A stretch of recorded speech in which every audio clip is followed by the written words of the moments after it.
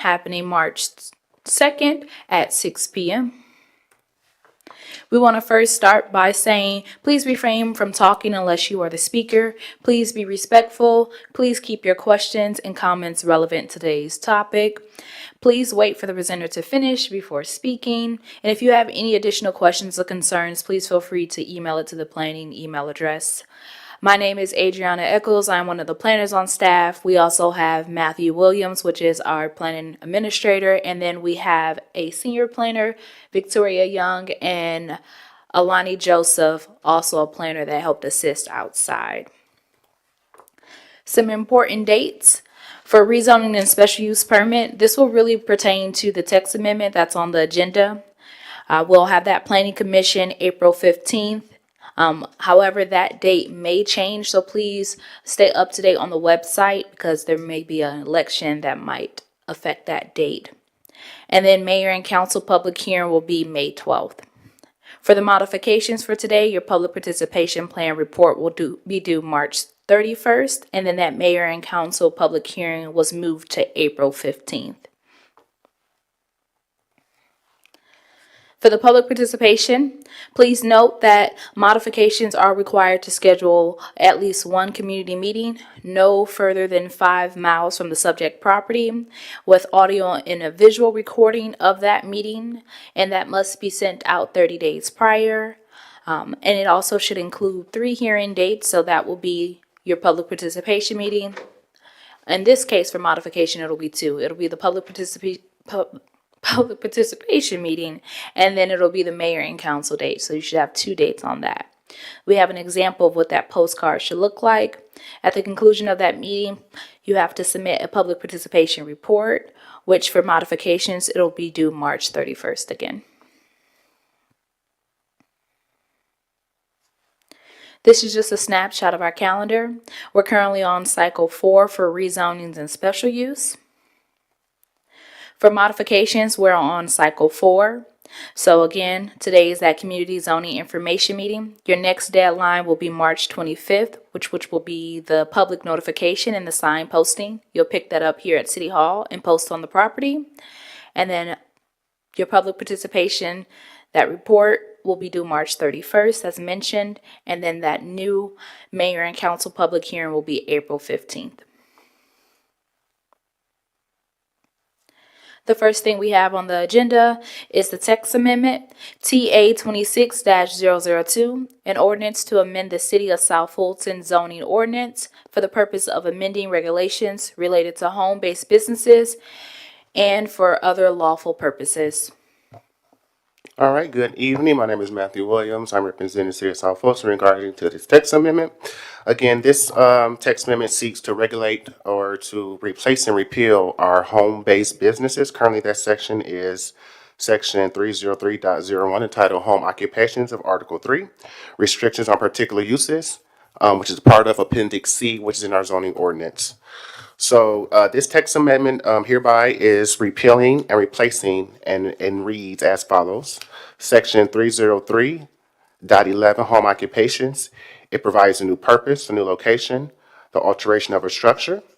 And most importantly, or one of the important items is D, that home occupations operations and employees are limited to members of the resident's family and no more than one on-site non-resident employee at any time. The business may have additional remote employees that do not work at the residential dwelling. This section, the repeal and replace also addresses some accessory buildings, vehicles parking, prohibited uses, related activities, and a host of other new definitions. Again, this text amendment repeals and replaces the current home occupations that we have in the system. We did inherit that from the Fulton County when we incorporated in 2017. So throughout the years, these are just some changes that we saw that need to be made in our home occupation section. With that, I'll take any questions.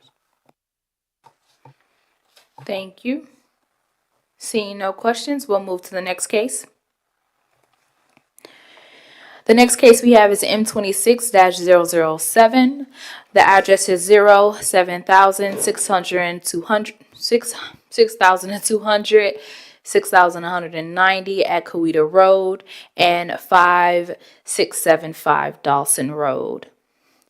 Requesting a modification to a site plan associated with the zoning case Z25-020, a CUP zoning district to develop 293 single-family detached homes on 130.19 acres located in District 4.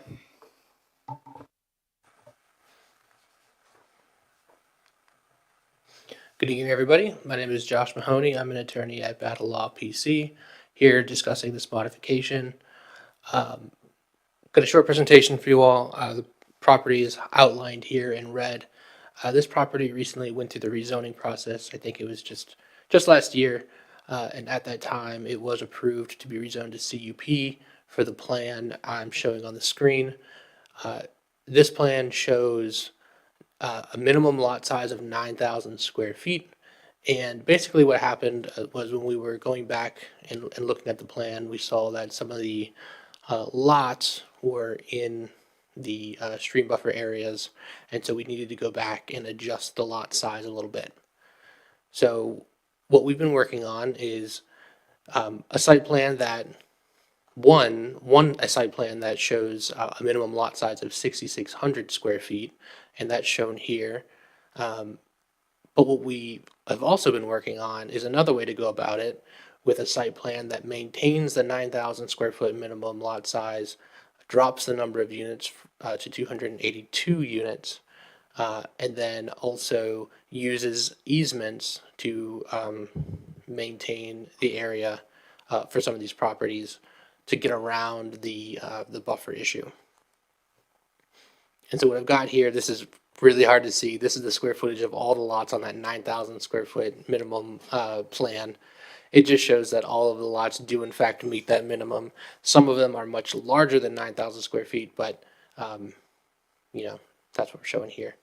And then as I flip through, this is each section of the plan that were called out on the original plan. So zooming in a little bit, you can start to take a look at some of the lots and see that they are in fact outside of the 75-foot undisturbed buffer.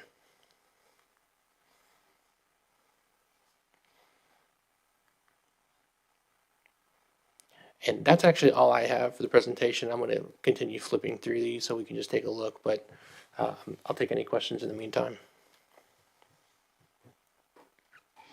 Alrighty, we'll open it up to questions. Alrighty, we'll open it up to questions from staff. I do have one question. You mentioned two different versions, one with the reduction of some of the square footage, and then one where you said you may reduce some of the amount of units. Which one are you actually applying for the modification, or are you Yeah. still trying to decide between those two? Great question. So the second plan with the 9,000 square foot minimum lots, that's pretty new. We spoke to the director earlier today about that. What we've officially applied for is a reduction in the lot size to 6,600 square feet. That's what you all have. If we can move forward with our second plan, we actually don't think we'll need the modification at all, but we're working with the director to see if that is the case. Okay, so going forward, you're just waiting for a response with Director McClendon to move forward? That's right. Okay, now, if you move forward with the second option, will you still continue with that public participation meeting and move forward with the modification process? If we move forward with the 9,000 square foot minimum lot size, then we will likely be withdrawing our application because we won't need a modification. If, however, we are not able to do that, then we'll be moving forward with the 6,600 square foot lot size, and we will still have our public participation report turned into, and then we'll go to the hearing in April. Thank you. And then for the record, can you just let us know when that public participation meeting will be taking place and the time? I don't have it with me right now, but I can get that for you. I'll send it over. Alrighty, thank you. Alrighty, seeing no more questions. Again, we'll just recap some important dates. So for the text amendment, it should be showing up at the next Planning Commission hearing. Again, that date will be tentative, but as of right now, we have it as April 15th. But again, we will be updating that date once we have the updated date.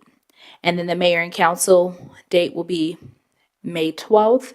For modifications, that public participation report will be due March 31st. And then mayor and council, that public hearing was moved for April 15th. This is just another recap of the public participation plan and what's required from the applicant to submit to us. So again, once you send out that postcard, that notice, it also should be sent out to each mayor and council member, including staff as well, with an example or with the postcard that was sent out, and then the letter of intent and site plan. So I was able to check. I did find it. We have it tentatively scheduled right now for the 23rd at 6:30 at Elegant Occasions, South Fulton. And is that March? Yeah, sorry, March 23rd. Thank you.